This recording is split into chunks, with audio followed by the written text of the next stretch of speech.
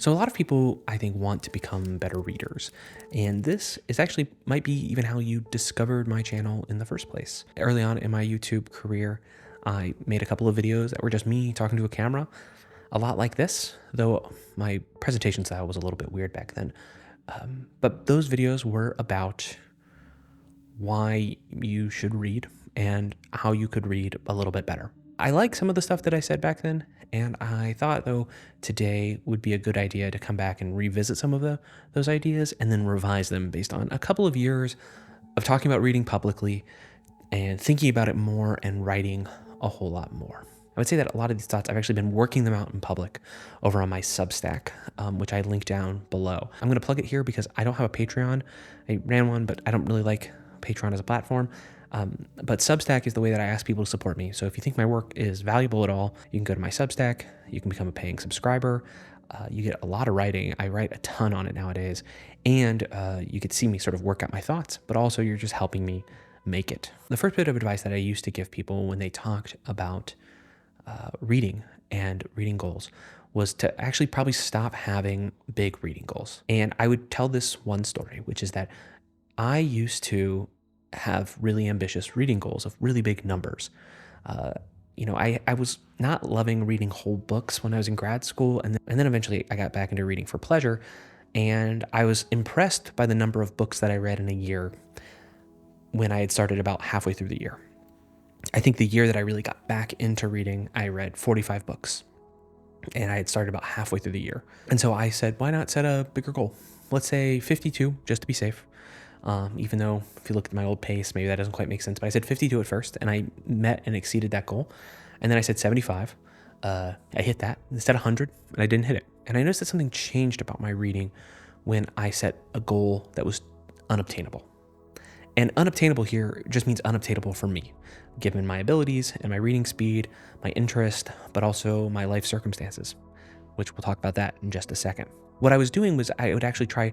January and February of that year were terrible months for my reading, not because I didn't read a lot, because arguably I read too much. And what I was doing is I would find short books that I could cram. Like I would read like 3 short books in a single day on like January 1st, because then I would be ahead of schedule. And since I was behind in December, I started doing the same thing. And I still didn't quite hit the goal because I started to feel quite burnt out. And I realized I had committed a really common mistake. So there's this idea that you see sometimes in business, but you can see it elsewhere, which is that once you make something into a metric, it ceases to be a good metric. Some of you might know that I used to work at tech companies. And for instance, one way you might measure the productivity of someone is how many tickets they close, meaning problems they've solved. Well, once everyone kind of figures out that that's how they're being measured, they start opening tickets for everything so that they can close more tickets. So the system becomes gamed, right? And no longer is closing tickets actually a reliable metric for how productive or useful you are at the company. And I think reading goals are a lot like this. For some people, they're motivators, and that is probably their biggest value, is they motivate you to push yourself. And I don't want to discourage anyone from pushing themselves, especially if that's what they feel they need. But I find that when you start measuring the value of your reading based on the number of books that you have read, then what you end up doing is reading books that aren't very good, or reading books that you don't care about, or powering through a book that you really would rather quit because you end up wanting to have the number. You want to, even if you don't put it on Goodreads, even if you're just doing it in a notebook like I do these days, you just wanted to have the number. And so one thing that I found that was super helpful for me as I was trying to become a better reader, and I would still recommend this to anybody, is that I stopped numbering my books, even when I put them in my notebook. I have this little notebook that I have used for a couple of years where I write down every book that I read from cover to cover. It's the only rule. It has to be a book that I read from cover to cover. Sometimes I skip the acknowledgments. I used to put a number next to each one, so I would see exactly how many books I'd read this year. But off the top of my head, I don't know how many books I've read this year because I haven't been counting them. I write them down and I could count them, but I never get around to it. And I find that I'm happier with my reading that way. Another problem that happens when you start looking at reading goals a little too much is that because you value the number itself, if your life circumstances change, then you start feeling really guilty or bad about this. So I have a son. He's over a year old now, and something that happens when you have a kid is that you can't read as much. It just doesn't happen, especially if you have a job or if you make content or if you write or any of this kind of stuff. Kids take time and they're loud and they're noisy and they're wonderful. And I love having a son. I love being a dad. It's like my favorite thing in the world, but it means you read less. And if you're measuring your worth or your value of either yourself or the activity of reading based on numbers, then having a kid is going to make you feel bad. And that feels weird. If a tremendous and positive change in your life actually ends up making you feel bad just because you can't read as much. So those are the downsides and dangers about reading goals and why I would still stand by that advice.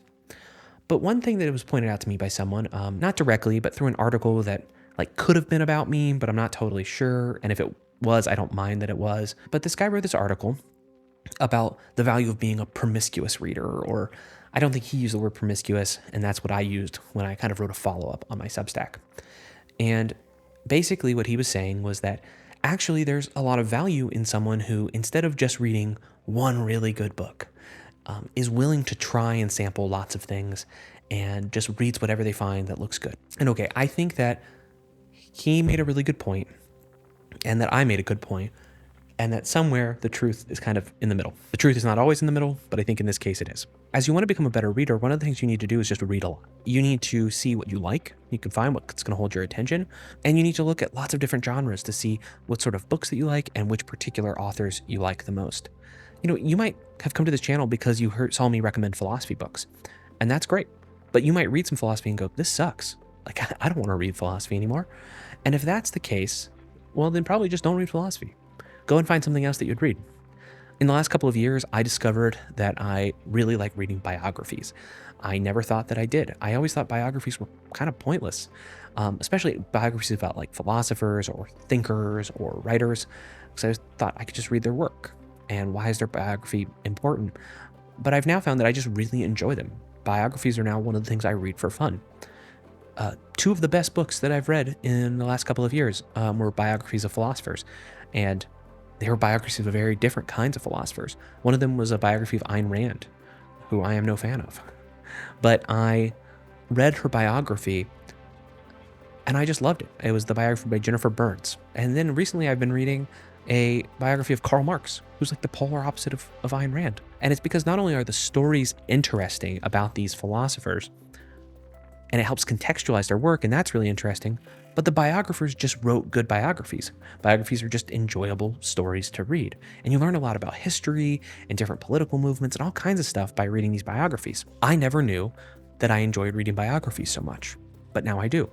And that was because I took a chance. And I think that in that article, the point that is definitely true there is that a good reader will also be willing to experiment, and a good reader will read widely to understand just what it is that he or she really likes to read. And my previous advice, which was like to find that one book, that great book, and read it really deeply throughout the whole year, might actually get in the way of you exploring and finding those books that you actually really enjoy reading.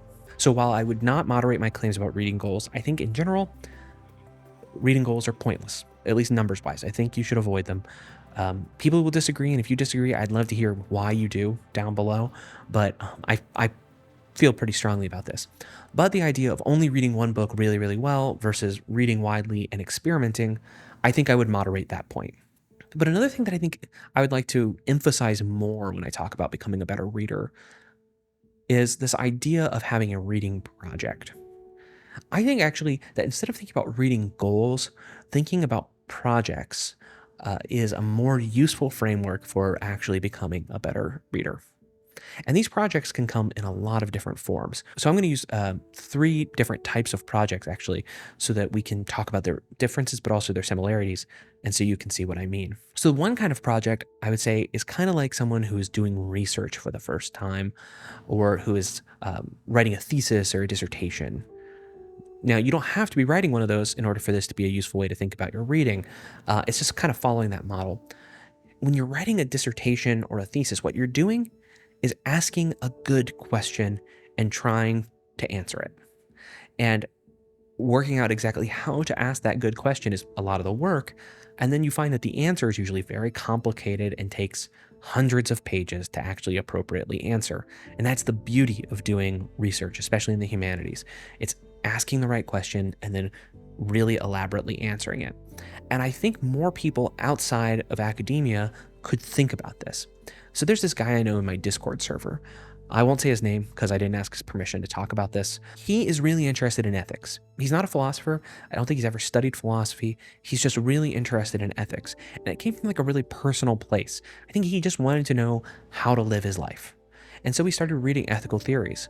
And now he's read a bunch about virtue ethics, and he's read about like Cicero, and then he has read a bunch of stuff about utilitarianism of various kinds, even nihilism and error theory.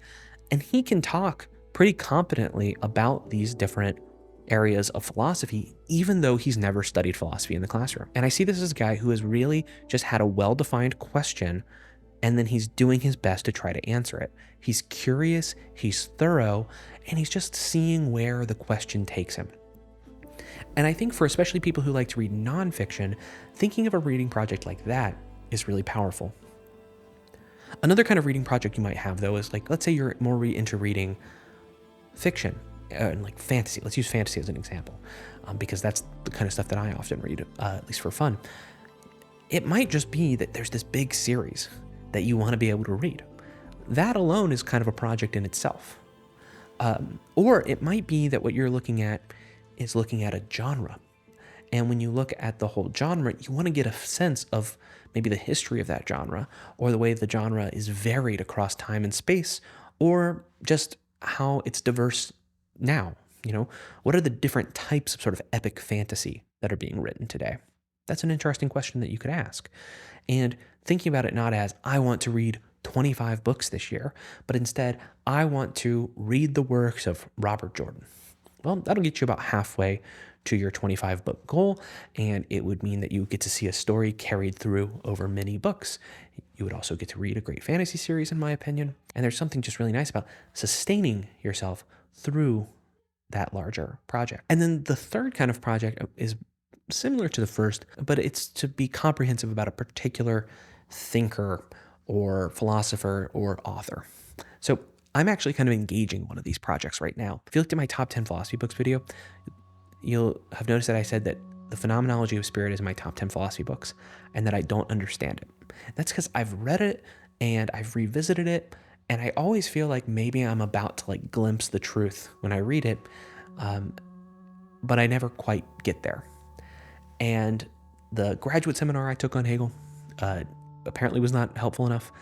Maybe I'm just too stupid to understand Hegel, but I'm like dedicated to understanding Hegel now. And I have this big pile of books. I've got secondary works about Hegel. I have a biography of Hegel that also talks about his philosophy. And then of course I have all of these works by Hegel. So the point is, through all of those books, what I'm trying to do is understand what Hegel actually meant and what his contribution to philosophy was. And so you might lump that into the first kind, but I think it's a little bit different because I'm not asking like a particular question about Hegel's philosophy. It's more of this general question like, what's Hegel's deal? And I want to do this with Hegel. I've been doing this sort of on and off with Nietzsche. And there's just a lot of value when you're trying to become a better reader or become a student of something, of just dedicating yourself to the project a little bit. We've talked about like why I still don't like reading goals, why I think you should be willing to read widely, why I think having reading projects is valuable. So now I just want to talk about what I think is like the most crucial piece of reading advice that I could give you. And that advice is pretty simple. Do you want to read hard books?